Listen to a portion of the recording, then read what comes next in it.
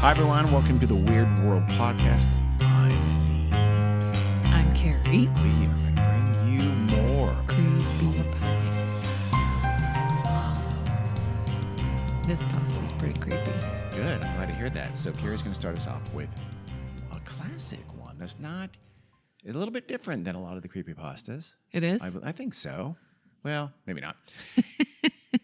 Kind of. So apparently this one, did we name it? The Russian Sleep Experiment. Yes. Is supposed to be one of the most popular of the creepypastas. And I guess it's kind of notable because it's pretty gross and graphic. There's some pretty graphic creepypastas. Yeah. So let this be your warning. Okay. Everybody. Okay. And but also because it's maybe one of the more believable ones. Mm-hmm. And actually a lot of the stuff written about it are trying to figure out if it really happened or debunk it like it's a hoax. Do you know when it started, came about, when it was first? 2010, I believe. Okay. See, that was, I kind of alluded to that last time on part one, where that was still at a time where a lot of people believed a lot of creepypastas. Yeah. And this one does have that kind of, it's in the past. This could have happened. Yeah. Yeah. Especially once we tell you what it's about. Yeah. It absolutely could have happened. This actually has been made for sure into a short film and maybe into a full-length film. I didn't get that far in my research, but I think this has been made into a short film, and it all has been made into, and you stopped reading. Yeah. So you don't know if what the I was sentence done. was going to be. I was done. It. But so anyway, it's supposed to be based on a true thing, the way the story is told. So here we go. So essentially, this is right after World War II, and Russian researchers, actually not Russian, Soviet researchers. They're probably Russian, but... Well, I know, but it's not from Russia. It's from the Soviet Union at the time. They were doing experiments on prisoners of war, and this was going to be, obviously, it's a sleep experiment. Their goal was to keep 5 people awake for 15 straight days. 15 days. Using an experimental gas-based stimulant. So they got these 5 prisoners and they were putting them in a sealed room and they were going to monitor their oxygen. So they didn't want to kill them, but so they were going to monitor them so that they had enough oxygen and gas. I don't know how they knew how much to give them because they figured... That's why it's an experiment. I know. Or they must have known that the gas was toxic in high concentration. They didn't have closed circuit cameras. I guess they didn't exist at the time, but they had microphones so they could communicate with them. And there was a 5-inch thick glass porthole sized windows so that, somebody could go peek in if they wanted to. They had books, cots to sleep on, no bedding, and there was running water and a toilet and enough food to last all 5 prisoners for the entire time because they were not going to be going in and out and delivering stuff to them. No. They were on their own. This is before DoorDash or Uber Eats. They were told you guys keep it as livable as you want to be for the next 15 days. So the rest is mostly about how roommates got along and figure out did Sergey left a lot of sauce in the pan and let it dry up, that kind of thing? No. Okay. So for the first 5 days, everything seemed fine. They didn't really complain very much. They were actually told that if they complied with everything that was asked to them and they agreed to be gassed they were told and not go to sleep for 30 days, they would win their freedom. And so, they were monitoring their conversations and they noted that they started talking almost immediately about increasingly traumatic incidents from their pasts. How long have they been not asleep? 5 days so far. Oh, at 5 days. Okay. Yeah. Okay. Yeah. The first 5 days were fairly normal. Sure, but then, that's easy. Yeah, but then they started talking about, they started trauma dumping on each other. Okay. That's where people who are believing this are not simply looking up how long can you stay awake how long can a human being stay awake? Because it's not 5 days. But go ahead. Well, if you want to, we can talk about that afterwards. Oh, okay. So after, the first 4 days, so from the 5th day on, the general tone of their conversation started getting darker and darker. And then they started complaining about what led up to them probably being captured by the Soviets. And then they started to get more and more paranoid. Eventually, they stopped talking to each other altogether. And they would go up I guess I don't know how many microphones there were in the room, but they would individually go up to the microphones and start whispering into the microphones. Like they're whispering to the researchers. And they're just doing those Big Brother cutaways. Yeah. That's what's happening there. And there was... Can you believe Valerie? Oh, my God. He's ridiculous. The portholes. He snores. Oh, wait. You know what? What? I just realized I hate snoring. This would be I could probably do this. What? Just never. No one's snoring because no one's sleeping, Carrie. So I think this actually. So I would do this. Okay.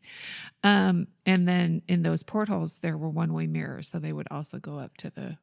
They couldn't see out, but they knew the researchers could see them. Okay.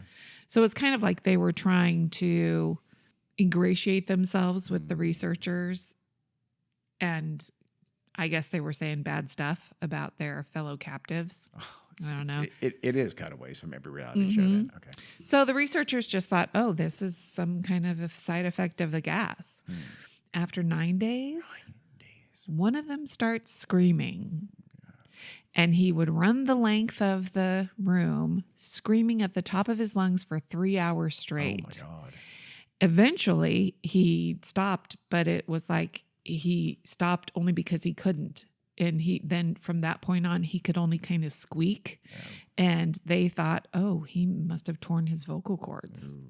No one's bashing the head against the walls yet. No, not yet. Okay. The weird thing... Is it the gas are they trying to also stay awake? Or the gas is some kind of gas that they literally can't sleep when they want I think the gas is making them stay awake. The gas is not letting them go to sleep.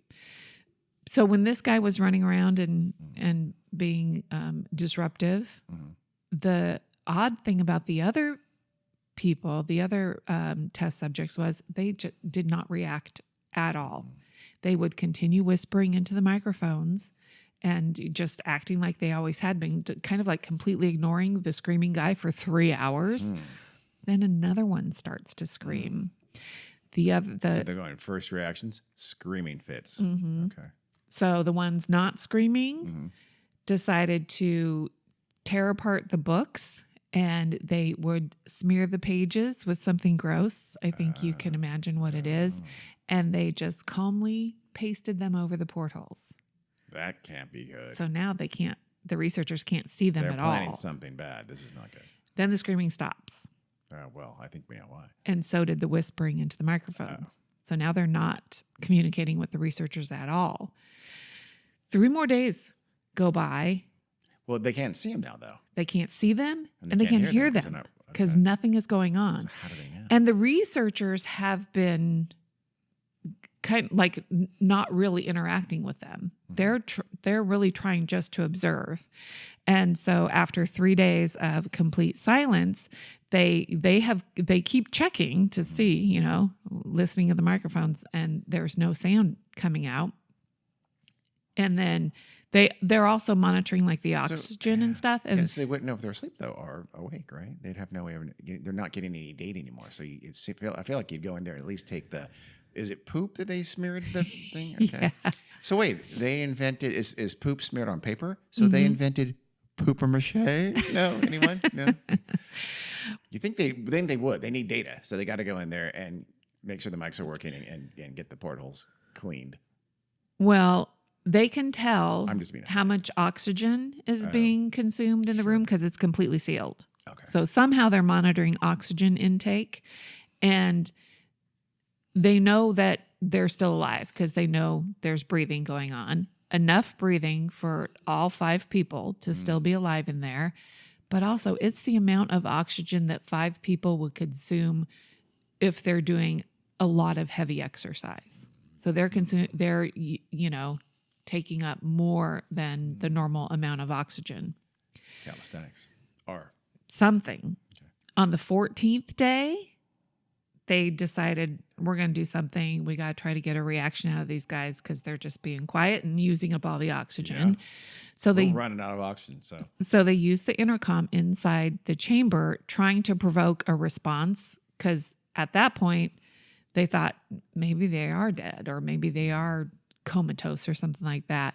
So they announced in their microphones, "We are opening the chamber to test the microphones. Step away from the door and lie flat on the floor or you will be shot. Compliance will earn one of you your immediate freedom."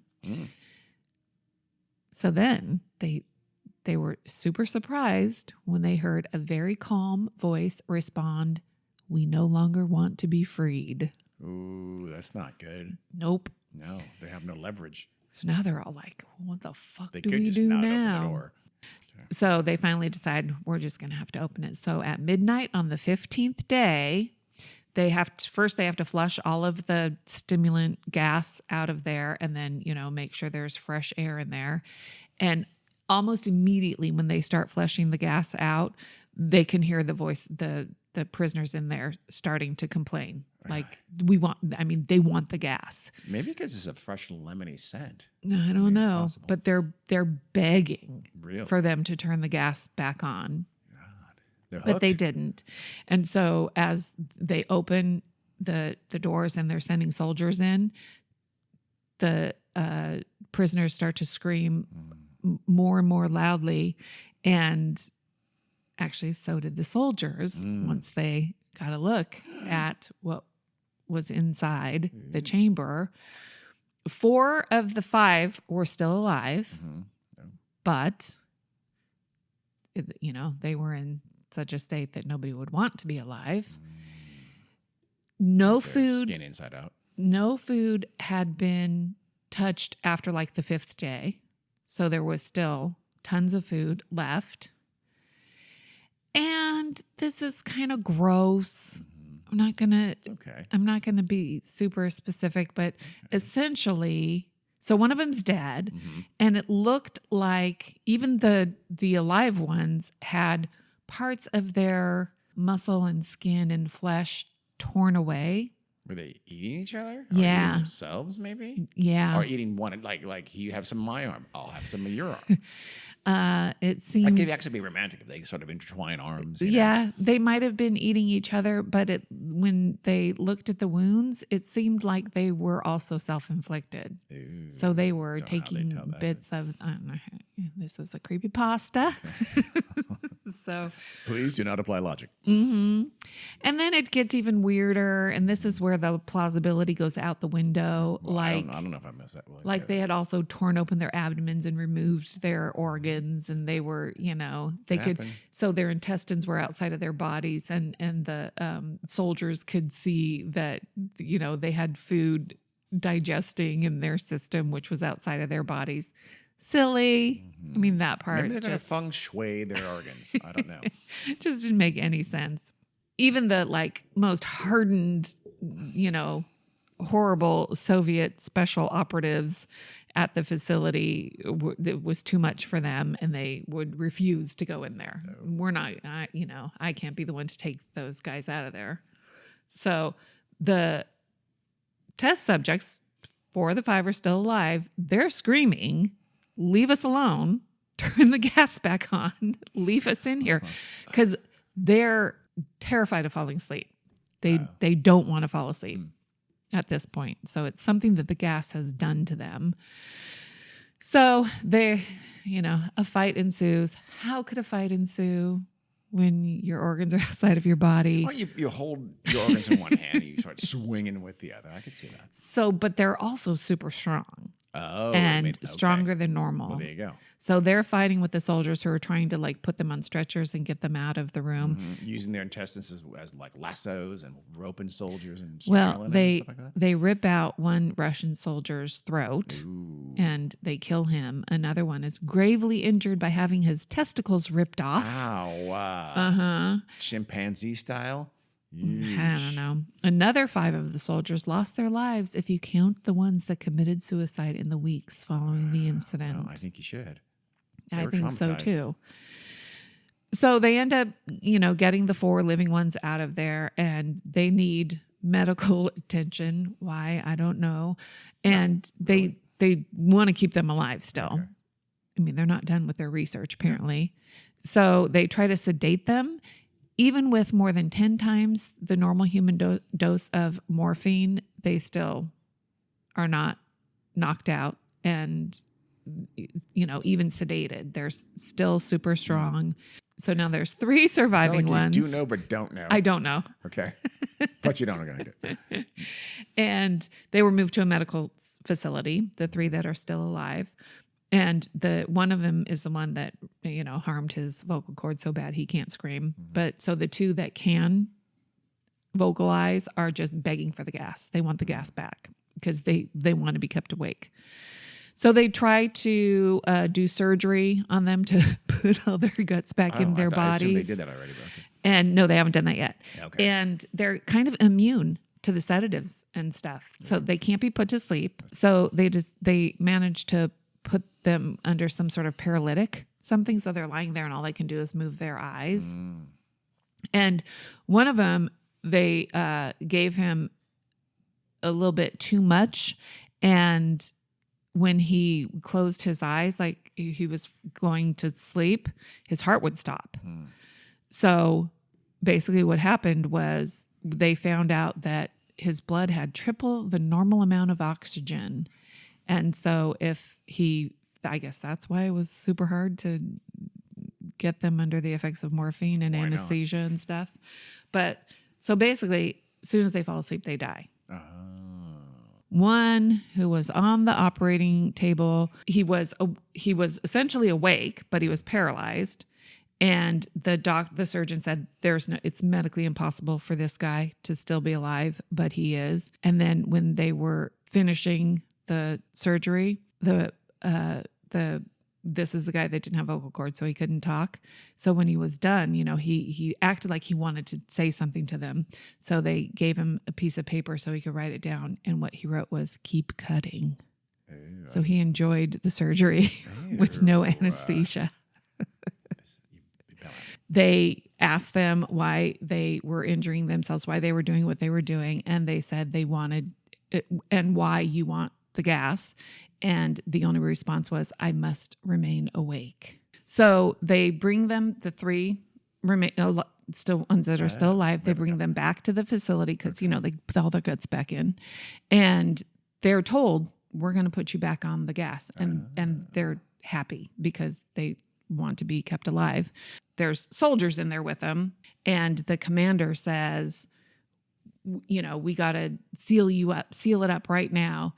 And basically saying you're going to seal it up with the Russian soldiers in there too, part of the research thing.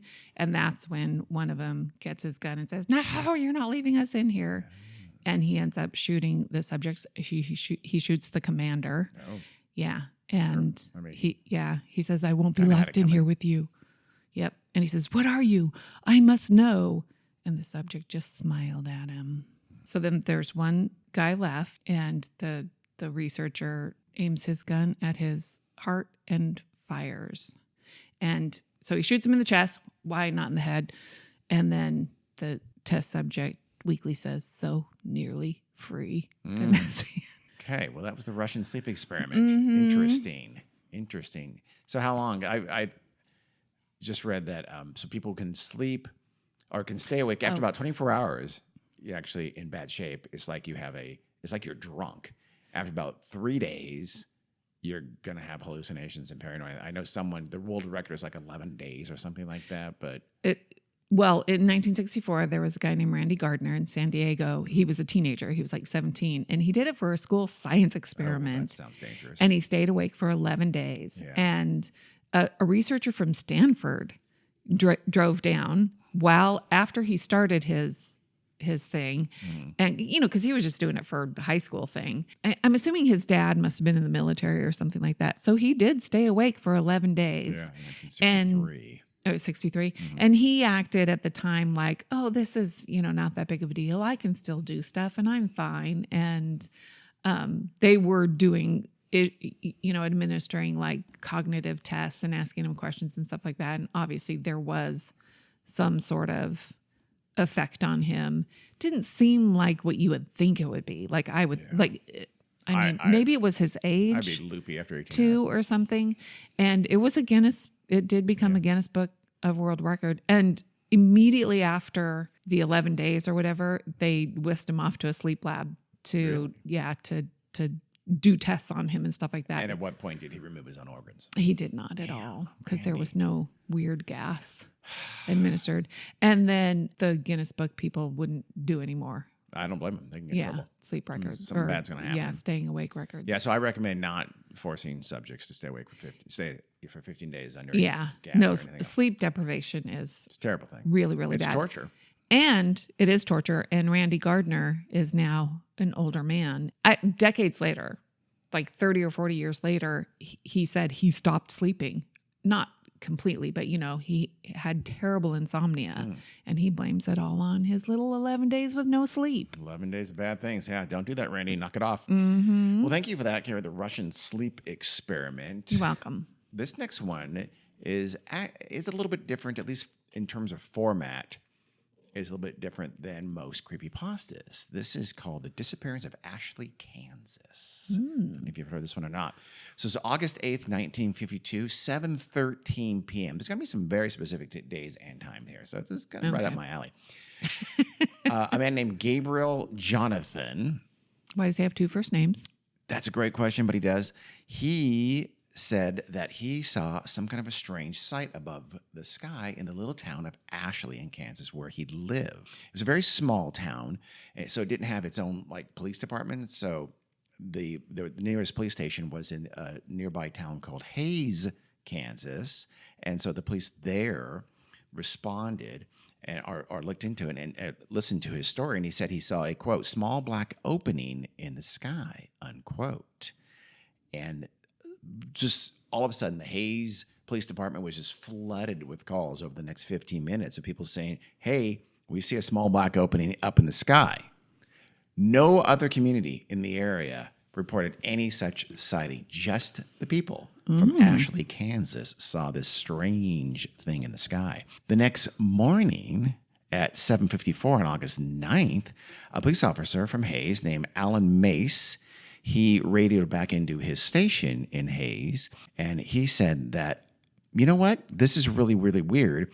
I got in the road to go from Hays to Ashley. It goes directly to Ashley, but I don't get it. I'm lost.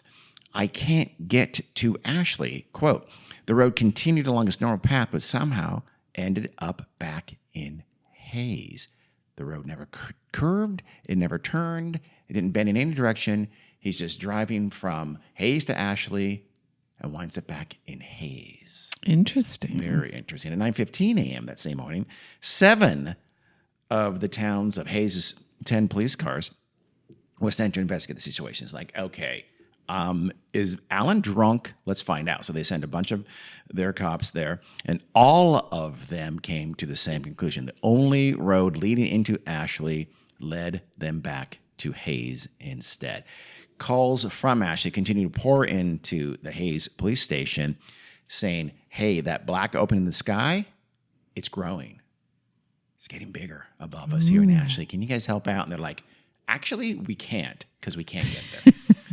At 8:17 p.m. that night, a woman named Elaine Cantor in Ashley said that her neighbors, Mr. and Mrs. Milton, and their 2 children, Jeffrey and Brooke, had gone missing. Said the Miltons had attempted to leave town in their car earlier that evening, and they had not returned. They were supposed to, I guess, leave and come back and tell them what's going on. But the Miltons had disappeared and had not come back, and it's been, a couple hours now. She's worried about them. But again, not a whole lot the Hays Police Department can do because they can't get there. Right. It's 7:38 in the morning on August 10th, well after sunrise. It's nice that they're so specific with times. Very specific. Well, there's a lot of calls and stuff going on. They're logged, Carrie. There's logs. Sure. The town of Ashley is in total darkness. Again, Hays Police Department, the phones work at least, is getting lots of calls saying, it's dark here. It's 7:38. What's going Ooh. on? By 10:15, the sun has still not risen. 10:15 in the morning. So the Hays law enforcement sends a helicopter that they borrowed from the good folks at Topeka, Kansas, a much larger city, and they fly it over. Okay, we can't drive there. Apparently, people can't drive out. Yeah. We'll fly over it with this helicopter. They can't find Ashley. It's like, we know it's there. Yeah. Go to Hays, make a left. You got to see Ashley. Nope. They cannot find Ashley from the air. At 12:45 p.m. on the afternoon of the next day, August 11th, Ms. Phoebe Danielski, or something like that, she calls up the Hays police station, who by this time must be getting sick of the people. Ashley's like, take your black hole and darkness and impossible to find you. But she reported that her daughter, Erica, had started to talk to her father. The only problem was her father had died 3 years ago in a drunk driving accident. But Erica is having very coherent conversations with her dead father, and Phoebe is a little worried about that. So, and then Erica suddenly opens the door and goes out into the dark, telling her mom that she's going to, quote, join them.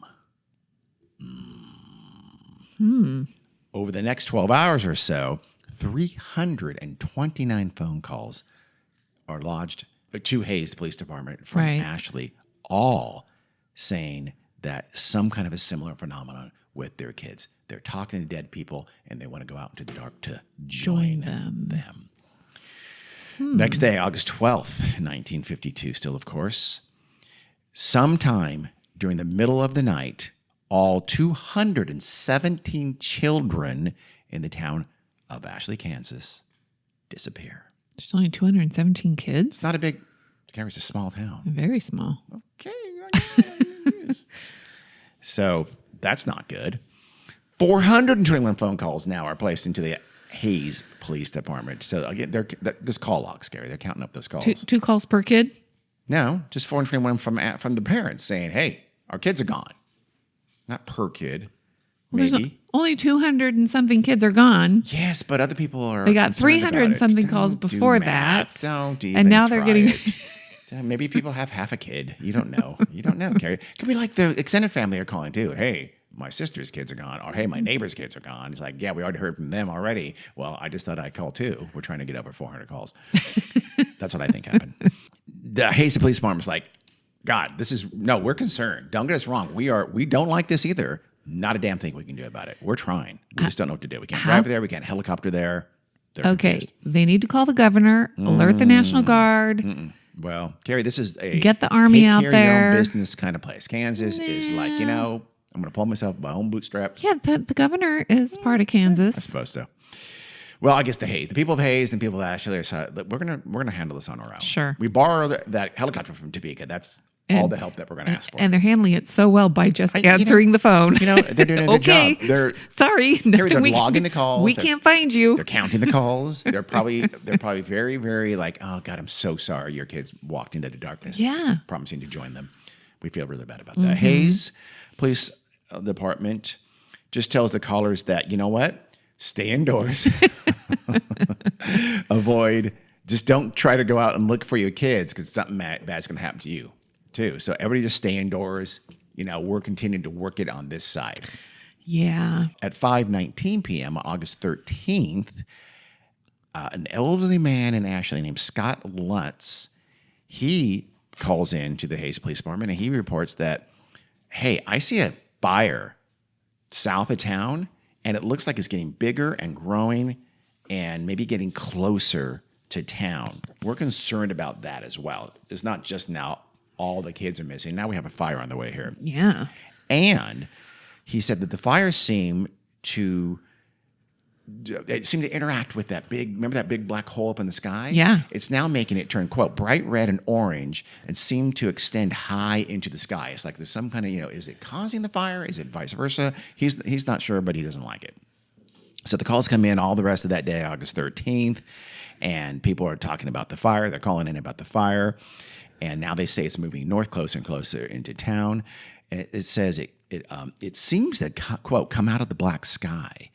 Here's the problem. There's communities nearby, and you think there's this big of a fire, people Yeah. would see it. No other community can see any sign of that fire south of Ashley. I think they're under a dome, Yeah. but it's not a clear dome. It's not, no. Like an under the dome. It's a two-way mirror dome.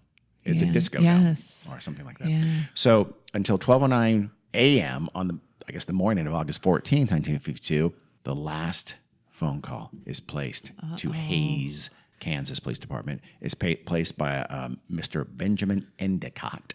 And he says that the fire up in the sky was so intense that it was light as if it was daytime. Oh. So at least they have light, but it's a scary kind of light. Oh, I'm sorry. That was the second to last call. That's my bad. On August 15th, there's a last call into the Hayes Police Department.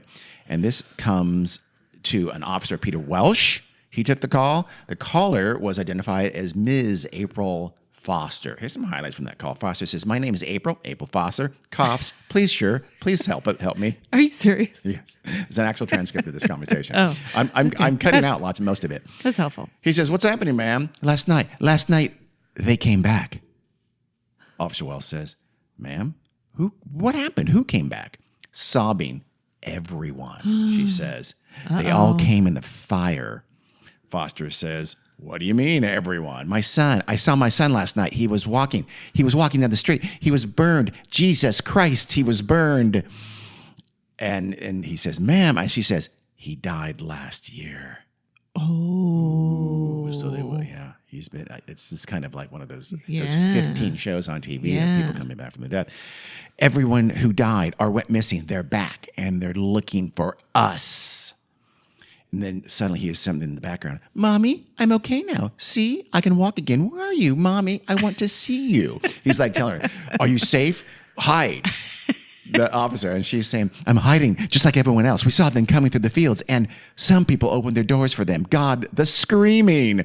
I don't know what happened to them, but their houses caught fire and they caved in. I have my curtains drawn. I'm hiding in the closet right now. And, ma'am, is everything all right? Are you okay?" This silence. "Ma'am. Oh my God, ma'am, something just came in." Muffled cries. "Ma'am, stay as quiet as you can. Don't make a sound." It's like, this is what Officer Wells, your voice is a sound coming through her phone. So shut the hell up, bro. Anyway, "Stay absolutely still. Don't leave." Sound of muffled footsteps. Mommy, where are you hiding?" Officer Wells, "Stay quiet." Foster, sound of heavy footsteps. Laughter, muffled. "I found you, Mommy." Indiscernible screaming and noise. Ma'am. End of phone call. Yeah, all the kid had to do was follow the phone cord because it's 1954. That's true. So. That's true. And the loud voice of Officer Wells saying, "Stay quiet." The following morning at 6:55 a.m., law enforcement officials of the Hayes Police Department arrived at Ashley, Kansas, and found nothing more than a smoldering, burning fissure in the earth. Yeah. Where Ashley, Kansas, and it's 679 residents used to be. On August 17th at 3:28 a.m., this is where the timing doesn't quite work right. They should have looked at their timeline. But at 3:28 August 17th, 1952, a magnitude 7.9 earthquake was measured. The epicenter was directly under Ashley, Kansas. Now, this should have been before they went to Ashley, Kansas, so we'll just pretend it was.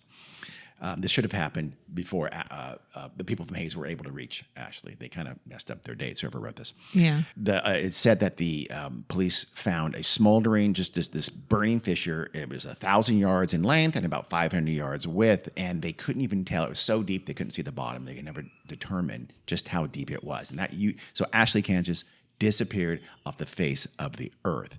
And all 69 residents were never seen again. The Kansas state government finally gets involved, and then they declare that essentially they're all assumed dead on August 29th, 1952. So it didn't take them 7 years. It took them just a few days to declare them dead. On August 30th at 2:27 a.m., a magnitude 7.5 earthquake is measured. Its epicenter is situated right there where Ashley, Kansas used to be. Law enforcement gets there by 5:32, and they report no more fissure. The fissure has entirely closed up. Interesting. no one to this day knows what happened to the good people of Ashley, Kansas. They're buried under that fissure. What? They're buried under there. Maybe they are, Carrie. Maybe they're not. Maybe they went with the kids or the dead people back into the sky. I don't know. You don't know. That's true. It's possible. Yeah, they could it be living a is. very peaceful life on some kind of alien planet with all of their loved ones dead or alive. I choose to believe that, Carrie. Okay. The next one, I'm bringing a short one. This is called Anna Petrova.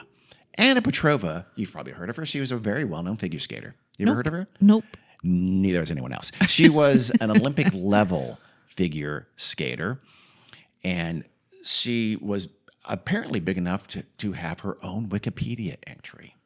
So one day she's checking out Wikipedia. She's checking her own entry, and her page. It says that she triumphed in an ice skating competition. She won first place. The weird thing was the date was tomorrow.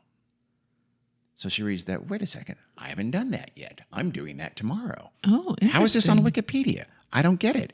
She thought somebody is screwing around. It's just some kind of error. So she just put it out of her mind. The next day, she won first place in that figure skating competition. Wow. Every day she looks at Wikipedia. Every day it says that she has a competition. It says she's going to win that competition. And every time she competes, she wins. Just like Wikipedia says she's going. Just the magic of Wikipedia. Yeah. Then one day, just before the sectionals, I don't know, it sounds like it's kind of a competition word. Yeah. Oh, she's going to have her sectionals. Petrova is, she's not doing very well. So she goes on to Wikipedia herself. I guess she has editing power, and she edits the Wikipedia page. Maybe this was the early days of Wikipedia where be. anybody could. Apparently, Anna Petrova had editing rights, or this is early when anybody could do it. And so she writes in that she's going to win the competition. Oh, no, Carrie. Oh, no. Instead, she goes in and she finds that terrible things on her Wikipedia page about her and about her abject failure. Not just that, but it talks about how her parents have died already and they have not died. And later on, her parents die suddenly and mysteriously and unexpectedly, and just her whole world just comes collapsing down around her. Terrible. She should not have been messing with the Wikipedia page. So she tries to contact the Wikipedia people, and she says, would you please remove my page? I don't want anything more bad to happen through this power of the Wikipedia predictions. And they look it up and they say, Anna Petrova? We don't see any Anna Petrova Wikipedia page. You don't have one. She looks at the page, and now it says that she died the next day. Oh, no. She's panicking. She keeps refreshing the website over and over again to see if it changes and to see if it can see any other information and find out any more about how exactly she dies, because it's not specific enough. The next day, there's a wellness check because her neighbors are worried about her. The police go to her house, and they find Anna Petrova slumped over the computer keyboard, very much dead. Wow. So I think the lesson here is don't read your own Wikipedia. Yeah, don't page. Google yourself, Don't ever. Google, nothing. Just don't know anything about yourself. Don't learn anything about yourself. That's a good one. Well, sure. I'm happy you say that. Thank you. I didn't make it up. Whoever wrote that creepypasta did a good job. You have one now. The Ashley, Kansas one is pretty good too. I like the Ashley, Kansas one. You have one now called about Candle Cove. Yes. So now, Carrie, tell us the story of Candle Cove. Well, apparently there is a genre of creepypasta where it's like a online forum where people go and they talk about TV series that they remember as children. So these are online posts. So Sky Shale posts subject Candle Cove local kids show ? Wants to know if anyone remembers this kids show that Do you remember it? I don't remember it. I don't remember it either, but it's from the 70s, so it is our era. I was watching Super Friends and Scooby-Doo, but okay. Well, it was called Candle Cove. This Sky Shale says he was around 6 or 7. He couldn't find any references to it anywhere, but he could have sworn it was on a local station around 1971 or 72. He says where he lived. Mike Painter responds, that sounds really familiar. I grew up, not far from you. I was 9 in 72. Wasn't that show about pirates? He remembered like a pirate marionette puppet at the mouth of a cave talking to a little girl. That sounds creepy, but Sky Shale answers back, yeah, yay, I'm not crazy. Yeah, I remember Pirate Percy now. He was kind of scary. I was afraid of him. He looked like he was built from parts of other dolls. Like it was this real low budget kind of show, which we saw lots of those in the 70s. So somebody else pipes in, Jaron, 2005, says, yeah, I remember that. I think it only ran for a couple of months, somewhere in 71, 72. I was 12 and I watched it with my brother. And he says the local channel that he watched it, his mom would let him switch to it after the news. And then he's all like, yeah, I remember the pirate ship was called the Laughingstock. And Pirate Percy was not a very good pirate because he got scared too easily. And there was weird music. And the little girl's name was Janice or something. Sky Shale answers back, yes, thank you for the details. I remember the ship, the Laughingstock, had the bow of the ship was a wooden smiling face with the lower jaw submerged in the water. And it had this scary voice, and it could talk. And then, it turned into a puppet at that point. The whole ship. Mm-hmm. Okay. And I like the that. bow Spooky, of but the cool. bow of the ship, because it was the face. And the guy said, yeah, do you remember what it said? It would say, you have to go inside. And so apparently the ship, whenever there was a spooky place where they were going, the ship would tell Pirate Percy that he had to go in, like the cave or the dark room where the treasure was. And then somebody says, do you remember the villain? He had a face that was just a handlebar mustache above really tall, narrow teeth. And Ew. yes, I like that. now we've got a new person joining in the chat named Kevin Hart. Hi, Kevin. Kevin Hart. Kevin Hart says, well, he thought the villain was Pirate Percy. He was only about 5 years old, and when the show was on, and he remembered it being nightmare fuel. Did Kevin Hart then urged them to bet on sports? Probably. Or buy crypto? Jaron said that wasn't the villain, the mustache guy. That was the villain's sidekick, Horace Horrible. He also had a monocle. And he thought that monocle meant he only had one eye. The villain was another puppet named the Skin Taker. Ew. God, this is a kid show? And they says, I can't believe what they let us watch back then. No. Kevin Hart responds, Jesus H. Christ, the Skin Talker. What kind of shows were they making for kids? And then Sky Shale says, yeah, wasn't his top hat and cloak, I guess for Skin Taker, sewn up all crazily? Was that supposed to be made out of children's skin? For sure. And then apparently when the little girl asked him, I guess when he talked, his mouth didn't open and close. His jaw would just slide back and forth. And he remembered in one episode, the little girl said, why does your mouth move like that? And the Skin Taker didn't look at the girl, but at the camera and said, to grind your skin. Nice. It's a good children's show.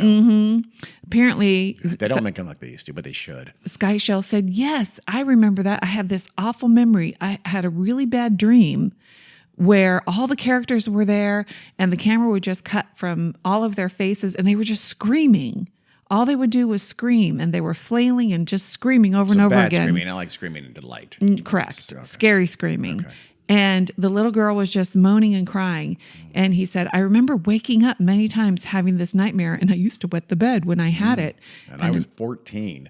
Kevin Hart responded, I don't think that was a dream. I remember that too. That was an episode. Ooh. And the guy said, no, it couldn't have been. There wasn't any plot. It was just screaming. And then so they're saying, well, maybe I manufactured it, but I remember that. They just screamed. So Mike Painter says, I visited my mom today at the nursing home. I asked her about when I was little in the early 70s, when I guess I was 8 or 9, and if she remembered a kid's show called Candle Cove. She said she was surprised I could remember that. And I asked why. And she said, because I used to think it was so strange that you said, I'm going to go watch Candle Cove now, Mom. And then you would tune the TV to static and just watch dead air for 30 minutes. You had a big imagination with your little pirate show. That wasn't imagination. Yep. So all the kids But all the kids remember it. were watching Static, but they were seeing the Candle Cove show. I can't explain that. I can't It obviously either. happened, but I can't explain the physics of that. Huh. That's freaky, Carrie. It is freaky. Thank you for that. I'm going to bring you two more, Carrie. The first one is a little thing that is called Funland. So the person who wrote about this, he says that he grew up in Massachusetts. He was, kind of a teenager or kid in the 90s in a place called, I think it was called Tewksbury, Massachusetts. And, there wasn't a whole ton to do, but there was like some like, I don't know, amusement parky type stuff in this town along Main Street, like stuff for the kids to do, like arcades and go-karts and things like that were open in the 80s and 90s. And they're the kind of, that's what families and kids went to go do. But the funnest place he liked to go to was called Funland. And that was like an enclosed, like a little, I guess amusement park is the right, but a little one, a small town, not a small town, but a little town amusement park in there just outside off of Main Street there in this town in Massachusetts. And that was the best thing he loved about Fun. It had like its anchor was like a mini golf course, but it also had some attractions and arcades and things like that. But it had an 18-hole mini golf course, which is pretty long. Yeah. Usually not that long. I don't think so. This one was an 18-hole full-on, like part of the LPGA tour, I believe. And it was huge. It was famous. And they had a lot of animals. Like there was a big giraffe that, in fact, you could see his head over the outside because it was all fenced, and had but you can see that giraffe head over the top of the fence from outside of Funland. The best part about the golf course, the mini golf course, was the 18th hole had like what looked like a kind of a playful outhouse, and that if you got a hole in one, you would win a free game, and the outhouse door would suddenly swing open. And you'd hear like the sound of a toilet flushing. If you stop and think about it, it doesn't make a lot of sense. But outhouses don't typically have toilets, no. but And then this hydraulic powered animatronic creature would come out, and it was just kind of a humanoid type of a dog, and he's wearing overalls, and he's got one hat straggling down like one strap hanging down like he just did his business, and he's like pulling them up as he comes out, and his eyes would blink at you, and his jaw would move in animatronic fashion, and he'd raise his arm and point at you and say, "Hey, what do you think you're doing? Get out of here!" Like, you're disturbing me. Right. I was just pooping. And nice. And kind of had like a goofy Southern accent or something like that. And that'd be fun. You'd enjoy yourself. You get your whatever token for a free game. And he loved that dog, that dog-like creature that pretended to, hey, come on, you guys, go on, get out of there. Well, not too long later, a few years later, he's growing up. He's not going there anymore. Funland closes. He's absolutely heartbroken because he's so nostalgic for it. And then a little while later, I think he's probably like college age. I'm guessing he's hanging out with some of his friends, and they're talking about Funland. They go, "Let's go there and see what it's like. Maybe we even can break in and go in there because it's still there. They haven't demoed it yet." And so they drive over there and they see the giraffe kind of peeking over the fence. It's still there. The fence is kind of getting rusty, and they figure, "Let's do it. Let's break in. Let's go in there." So they do. They break in. Everything's kind of like, think of it like abandoned places kind of a thing. But they do find the mini golf course, and it's still in decent shape. And they figure, let's just walk it. We don't have the golf balls and stuff like that. We start on the first hole and just walk it. It starts, they get to a couple holes later, and it's just all broken down. So they know they can take a shortcut. And just go right straight to the 18th hole. That was my best part anyway. I love that outhouse. I wonder if that dog is still there in the outhouse. So they go there. They thought, okay, let's find out. We've got to just put a golf ball. We got to make a hole in one to activate the dog and see if it still works these years later. Because I think it still has power. Never know, Carrie. Okay. You never know. Okay. Have faith, Carrie. So Kevin brings a golf ball. He brought one of his dad's golf balls, and so narrator tries to like look under the outhouse and see if he can see the dog. But instead, he just, I'm not sure what it means that he sees like a glaring, blinding light. I think his friend like shined the flashlight into his eyes or something like that. So he says, but the friend goes, this is scary. Let's go. And he says, no, I want to see him. And so does the little, gets the shot ready. He makes a hole in one. He aced that thing. And all of a sudden, they hear the flushing noise come from the Oh, outhouse. no. But it sounds a little weird, a little distorted. So they're all like, okay, what's going on? The door opens up and the dog comes out, but they can barely recognize him. He's got like, you can see the metal frame in points. It's moldy. Some of the fur has stripped away and is gone. He seems like he's all matted and wet. And they even hear this, what smells a little bit like wet dog scent. His overalls are hanging kind of loosely. Like, I don't know, is he starving? I don't know. I'm not completely sure. Like the fur on his head, or the fake fur on his head, has been mostly torn away. You can see like wires and mechanisms in his jaw. His jaw, the metal of his jaw is visible. And then he points at them, sparks flying, creaky, and he says, "What do you think you're doing?" In that hilarious Southern drawl. But it's, again, it sounds different. It sounds raspy and angry. It doesn't sound like the same goofy kind of voice that they remember from their childhood.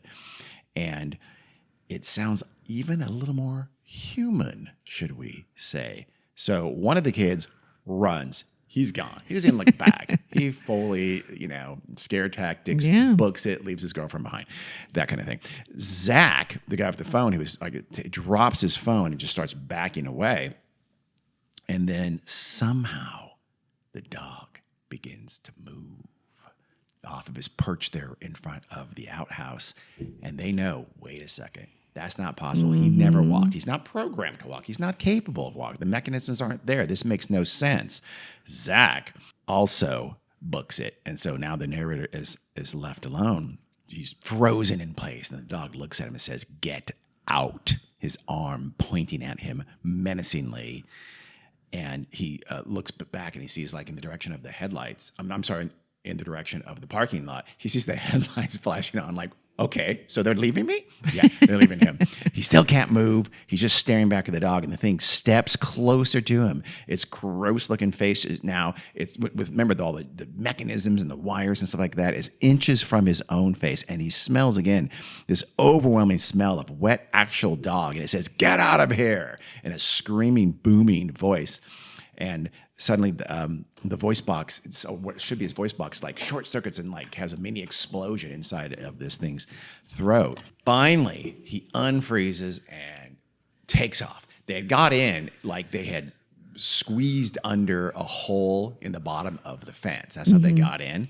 And now, so he's running, he's booking for it. And as he's running, he hears like the sound of kids laughing and attractions on and things like that. Like everything's happening like it was, 10 years ago or whatever. He's just looking straight ahead. He's running for those headlights in the parking lot just outside the fence where he jumps down, gets through the hole in the fence, and all of a sudden he's stuck. He's thinking, "Oh my God, is my jacket stuck on the jacket part of the fence?" He looks back. Gary. A paw is holding his jacket and holding him in place. The hand of this horrible animatronic dog is got a lock grip on the back of his shirt or his jacket. And now the dog whispers and says, "You shouldn't have come back." Suddenly he pulls him back and then releases him, and he's able to scurry under the fence and run into the parking lot and get out of there. They did wait for him, and That's nice. They flee. 5 years later, he's driving back again. He's avoided Funland like the plague that it is. For this entire fight. He's never even gone there. He just one night though, he says, "I'm just going to look at it from the outside." So he drives back.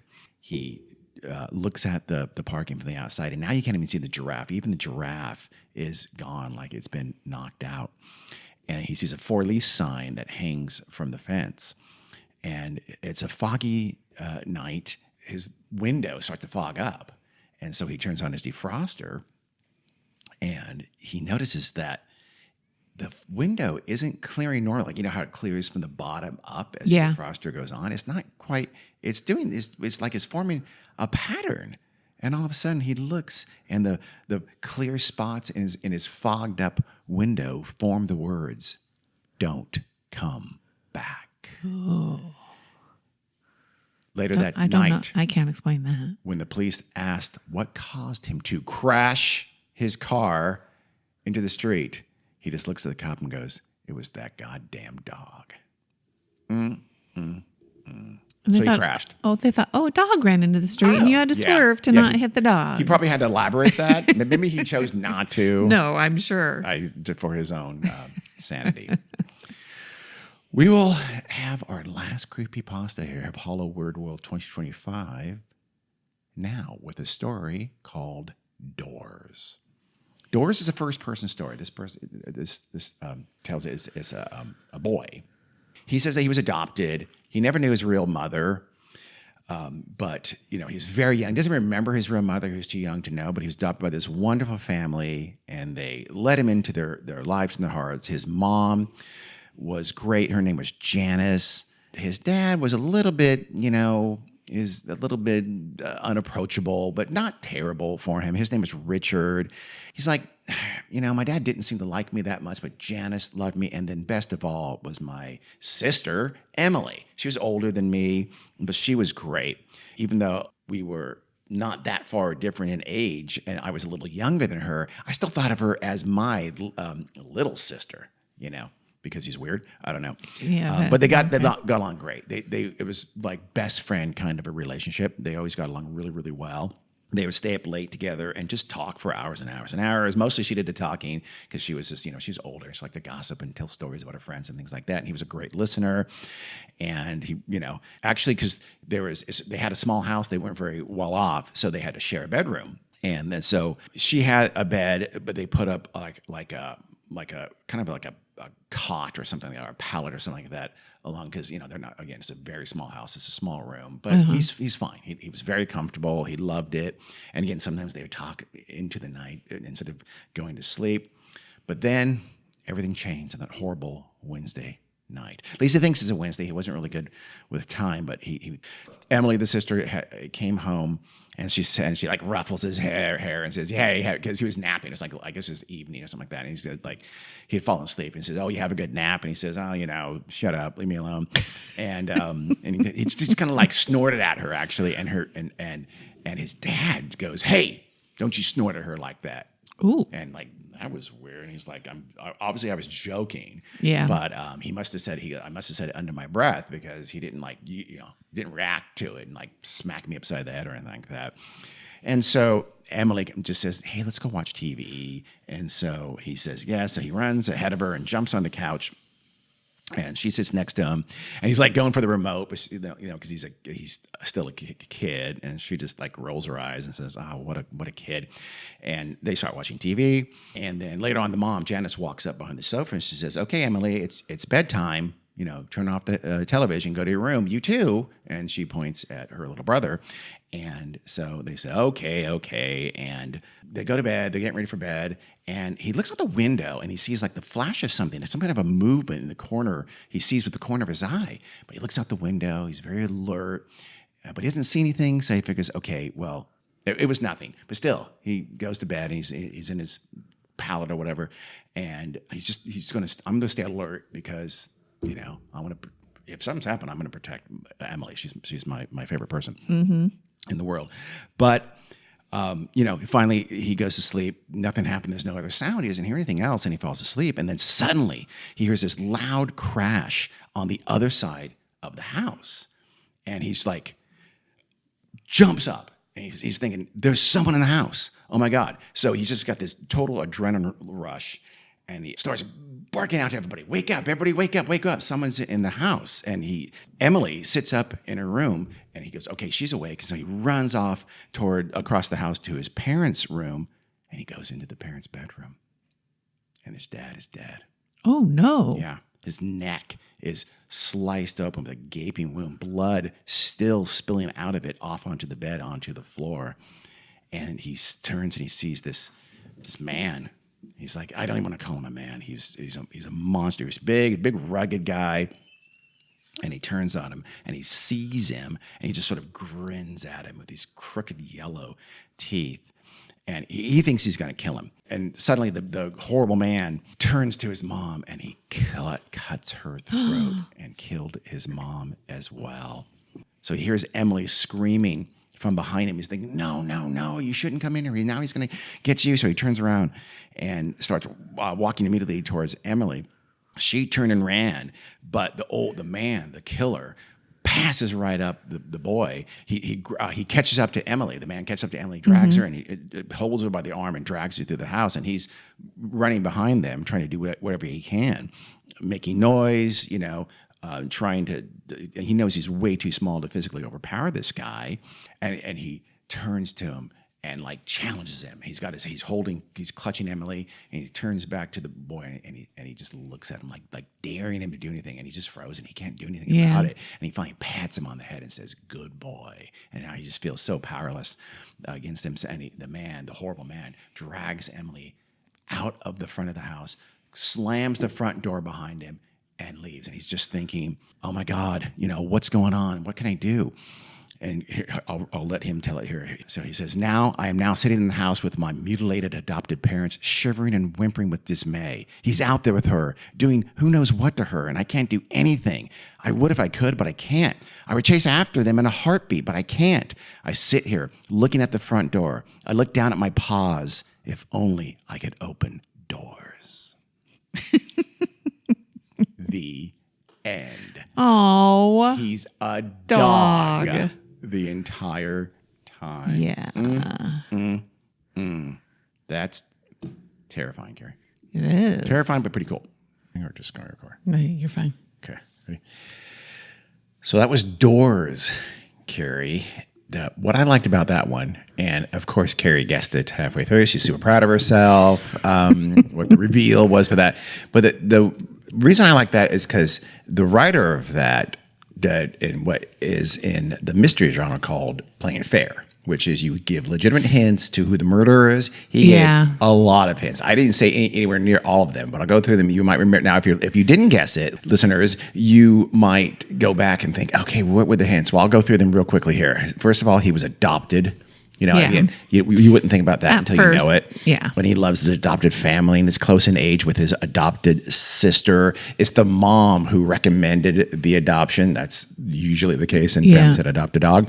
Again, I didn't mention a lot of these because I was keeping the story pretty short, but he says how he would lay his head on his mom's lap and she would sort of tickle his back with her nails sometimes.